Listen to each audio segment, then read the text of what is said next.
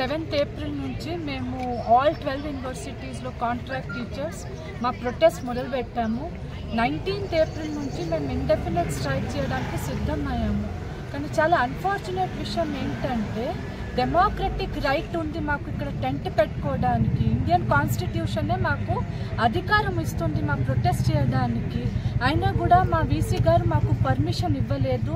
ఆ టెంట్ పెట్టుకోవడానికి లేదు కాబట్టి ఇంత 42-43 degreesలో మేము 45 years 50 years 55 years టీచర్స్ ఇలా రోడ్డు మీద కూర్చోవాల్సి వస్తుంది. వాటర్ ఫెసిలిటీస్ కూడా ఇక్కడ లేదు. మాకు టెంట్ పెట్టడానికి పర్మిషన్ ఎందుకు ఇవ్వట్లేరని నేను ఈ వేదిక నుంచి అందరికీ అడగాలనుకుంటున్నాను. వేరే యూనివర్సిటీస్లో అందరికీ ఆ పర్మిషన్ ఇచ్చినప్పుడు ఉస్మానియా యూనివర్సిటీలో ఎందుకు ఇవ్వలేదు? మళ్ళీ మేము కోరుకుంటున్నది ఒకటి, మేము రెగ్యులరైజేషన్ కోరుకుంటున్నాము. అది మేము కొత్త విషయం చెప్పట్టే లేదు. ఇది 12 years 15 years నుంచి మా డిమాండ్ ఒకటే ఉంది. ఆనరబుల్ చీఫ్ మినిస్టర్ గారు మాకు సపోర్టింగ్గా ఉన్నారు. అయినా కూడా ఎందుకు అది యాక్షన్లో రావట్లేదని మాకు అర్థం కావట్లేదు. రేవంత్ రెడ్డి గారు రేపు జపాన్ నుంచి తిరిగి వచ్చిన తర్వాత మా కష్ట సుఖాలు విని మాకు ఏదో సొల్యూషన్ ఇస్తారని మేము కోరుకుంటున్నాం.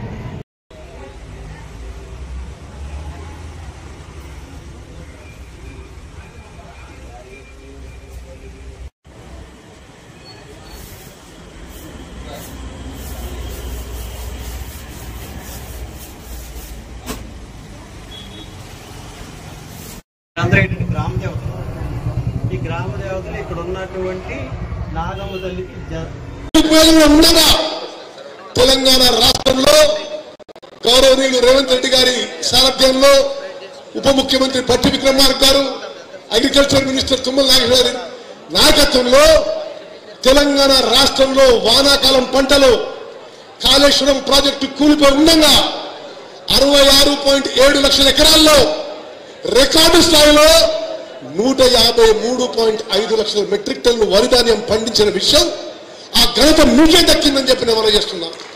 స్వతంత్ర భారతదేశంలో ఏ పంటలో కూడా, ఏ రాష్ట్రంలో కూడా, ఉమ్మడి ఆంధ్రప్రదేశ్లో కూడా, తెలంగాణలో కూడా అంత పంట పండలేదని చెప్పి నేను చేస్తున్నా.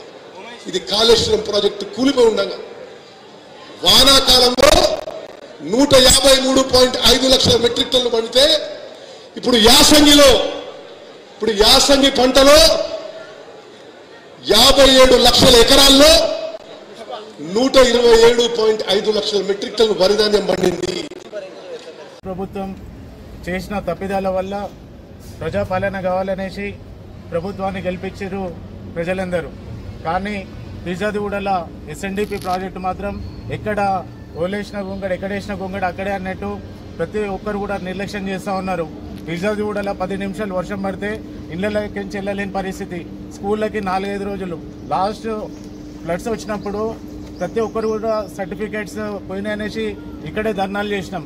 మేము చెప్పేది ఏంటంటే, మీడియా మన పత్రికా ముఖంగా తెలియజేసేది ఏంటంటే, వర్షాలు రాకముందే ముందస్తు చర్యలు తీసుకొని ఏదైతే లోతట్టు ప్రాంతాలు ఉన్నాయో వాటికి నీళ్లు రాకుండా డైవర్ట్ చేయమంటున్నాం.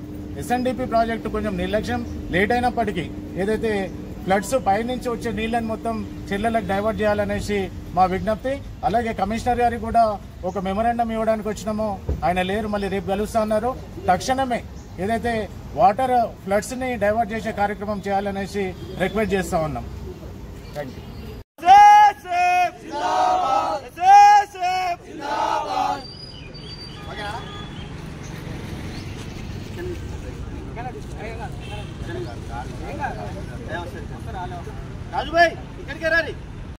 కూడా చూడైతే 100 సంవత్సరాలకు కూడా ఎట్టి పరిస్థితుల్లో మీ హద్దుల్ని ఎవరు చెరిపేయలేరు, మీ హక్కుల్ని ఎవరు వచ్చి కాలరాదు.